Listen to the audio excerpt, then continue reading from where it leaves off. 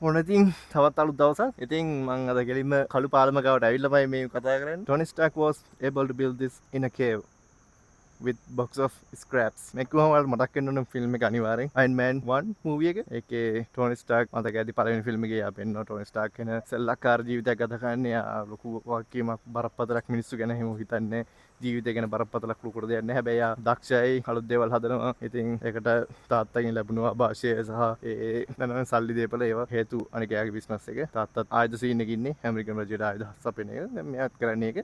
ඉතින් යාව ත්‍රස්තවාදීන් පැහැර ගන්නවා. පැහැරගෙන ඊට පස්සේ යාට කියනවා ආයුධයක් හදන්න කියලා. ඉතින් ඒ ආයුධේ හදන්න මුලින් කැමති වෙන්නේ නැහැ. හැබැයි ඉතින් කොහොම හරි අන්තිමට බලහත්කාරකම් කරලා ඒක කරන්න කියලා කියනවා. ඒ වැඩේත් කරන්නේවා දන්නවලා ෆිල්ම් එක අනිවාර්යෙන් බලලා ඇතිනේ. ඒ කරන්නේත් එයාගේ අර පාර්ට්නර් ස්ටෑන්. ඊට පස්සේ කොහොම හරි ඒ වුණාට අයන් මෑන් එක ටෝනි ස්ටාර්ක් මේ එතන ඉඳන් ෂේප් එකේ සූට් එක ආම් එකක් බිල්ඩ් කරනවා. ඒ ගුහාවේ ඉඳන් අර තියෙන ආයුධ වලින් එයා පොඩි මිනි ආක්‍රියක් එකක් හදාගෙන එයාගේ සූට් එකට පවර් එක සප්ලයි කරගන්න පුළුවන් හදාගෙන එයා එතනින් පැන ගන්නවා. මම අර මුලින් පටන් ගත්තා වගේ කිව්වා වගේම එයා ඒ ගුහාවේ ඉඳන් අර තියෙන ලට්ට ලොට්ට බඩු වලින් එයා ඒ සූට් එක හදා ගන්නවා. හැබැයි ස්ටෑන්ට ආපහු ඒක රිප්ලිකේට් කරගන්න බැරි වුණා ඒ සූට් එක. සූට් එක විදිහකට ඕල්මෝස්ට් රිප්ලිකේට් කරගන්නවා. හැබැයි අර රියැක්ට් එක එයාට හදා ගන්න බැරි වෙනවා. ඉතින් ඒකෙන් අපිට ගන්න පුළුවන් මොකද්ද? කියන්න බෑ. නෑ මම කියනනේ කතා කරන කෙනෙක් නේ.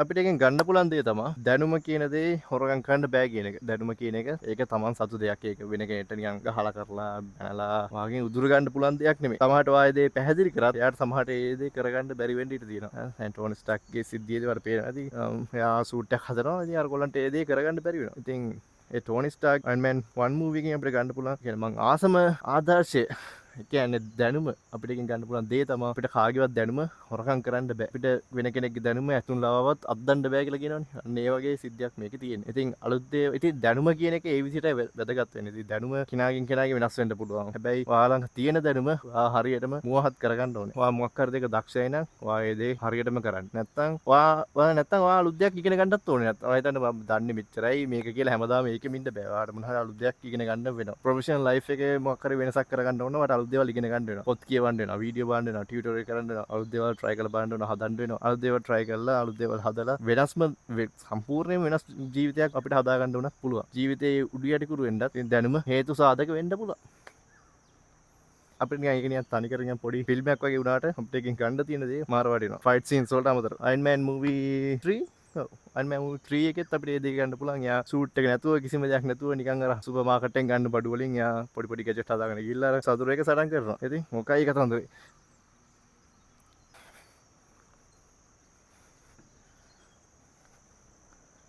අපිට ඉතින් අයන් මෑන් මූවිස් වලින් හරි මූවිස් වලින් අපිට ගන්න පුළුවන් ටෝනි ස්ටාර්ක්ගේ චරිතයෙන් අපිට ගන්න පුළුවන් දේ තමයි දැනුම කියන දේ මිල කළ නොහැක. ඒක තමයි දැනුම රැස් කරන්න ඕනේ කියන්නේ. අලුත් දේවල් හදන්න ඕනේ කියන්නේ. කුමාරතුංග මුනිදාස කියන්නේ අලුත් දෑ නොතනන ජාතිය නොනැගේ අලුත් දේවල් කරන්න ඕනේ. වෙනයි මේ කවදාවත් හිතුවා මම රේල් පාරක උදේට පාරේ ඇවිදී කියලා.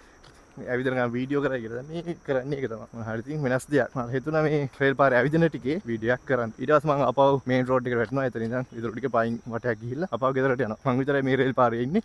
ගමේ කට්ටිය එහෙම යනවා මෙතනින්. ඉතින් ඉඳලා හිට යන්නේ. කොටක් කට්ටියක් නැහැ. එකයි මේ පාරේ නිදහස්. ඒ හින්දා තමයි මම මෙතන වීඩියෝ එක අලුත් දේවල් හදන්න, අලුත් දේවල් ඉගෙන ගන්න, දැනුම රැස් කරන්න. එහෙනම් ආයෙ වෙනත් දවසක හම්බෙමු. බයි.